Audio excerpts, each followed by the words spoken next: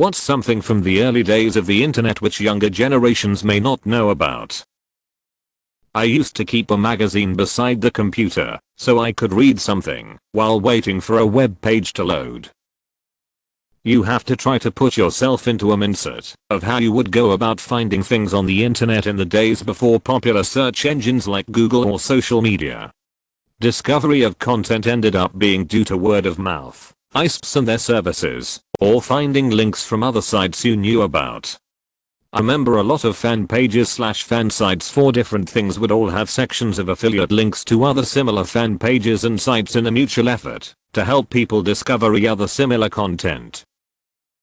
Being offline. Now everyone is online all the time, but going online was an actual limited time thing you went and did, and then when you are done you got offline. Now being online is a permanent state of being. Yahoo used to have what was intended as a top-down directory of the entire internet, created by hand. It was incredibly useful at the time.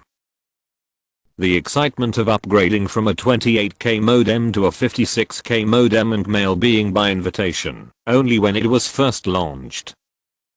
Under construction banners, images, and GIFs. They were on every page. Page was always under construction. You'd put one there while you were writing the HTML, then take it out when the final version was done, but way too many people never bothered with that step. Flash and shockwave content, especially the games. Waiting for an hour for an image to download, line by line. I remember one of my friends asking me, "Have you heard of YouTube?" And I said no. I attempted to explain all your base belonged to us to a young coworker, and she refused to believe it was a real thing. That computer speakers could predict phone calls. ICQ, AIM, and SN. Hi, A/S/L. 35/M/MN. You? You rarely saw username already taken. The web pages that were way too flashy. Falling snow, custom cursors, music randomly playing, animated GIFs everywhere. The need to set a good away message on AIM, since it may be up for over a day before you can get back on. Chat rooms. Nowadays, everyone just chats through messengers and social media, but back then, we had to join a website to connect with people online and only could do so a few hours a day as there weren't any flat rates yet. AltaVista and Ask Jeeves. Get off the internet, I need to make a phone call. That file's 1 meg. Guess I'll go to bed now and check it out in the morning. And say a prayer the connection didn't glitch out sometime in between. Downloading a song from LimeWire and then going to listen to it, and then you hear I did not have sexual relations with that woman.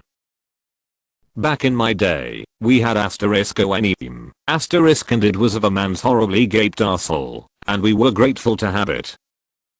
I always thought the biggest thing a younger person would notice is how hard it was to access, period.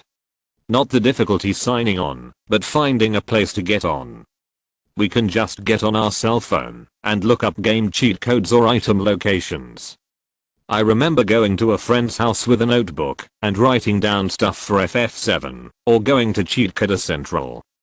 Fast forward to like 2007, and I was still going to a friend's house and printing off Vice City codes and item locations. A/S/L. Those were the days. Homestarina.com. ibomsworld.com. Flash game sites in general. Everything is an app now. Miniclip. Addicting Games 247. Arcade Town. Dedicated internet forums for specific things instead of a subreddit. They were like mini communities, and if you spent enough time on them, you went there for the community, rather than the actual subject matter. I know forums sort of still exist, but they are nowhere near what they were. I spent/wasted some great times on forums for niche games, and I didn't even game much. Mike, Cult of the Dead Cow, Geocities, and Hellfire, table-based HTML layouts, real player, website frames, Netscape Navigator, 28K dial-up modems, Blink, Tag, Alt Vista, Livcus, Webrings, Web Page Counters, Made for Netscape / Internet Explorer badges, metered internet usage, ICE-assigned ML addresses, AOL CD-ROMs, GST books, ICQ. In the very old days, to send ML you had to explicitly list out all the computers the mail would have to be routed through to get to the destination.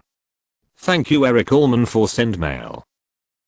Many brands having child-friendly sites that had flash games and no monetization beyond it being an ad. Played Nabisco Minigolf a lot. Lemuire. Not gonna lie, if you kids saw what we could do to our MySpace pages back in the day, you flip your custom backgrounds, musical playlists right there on our page. And don't forget the feature that no other social media has dared to attempt due to the absolute wars it started. The top 8. Those of you who were there with me in the early aughts, you know exactly the kind of drama I'm talking about. The pop-ups. Oh my god, the pop-ups. You open a web page and 20 windows would open and most of them were porn ads. It took a while for pop-up blockers to become a thing. Now you can't even advertise with pop-ups because all browsers block them by default. I still occasionally refer to my ad blocker as my pop-up blocker. Ike, Internet Relay Chat. Big chat networks like Dalnet in the late 90s where you could find mental health and hobby channels and big file sharing channels for Whereas, MP3, and PR0N. Rotten.com. Forums.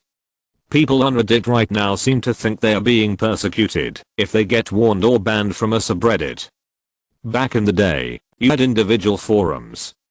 And if you wanted to stay there, you did what the owner's rules said.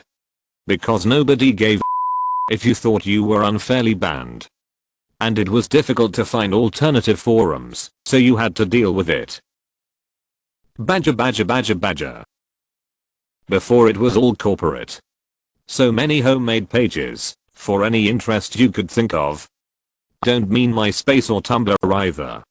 Crappy HTML, blinking graphics, instrumental music in the background.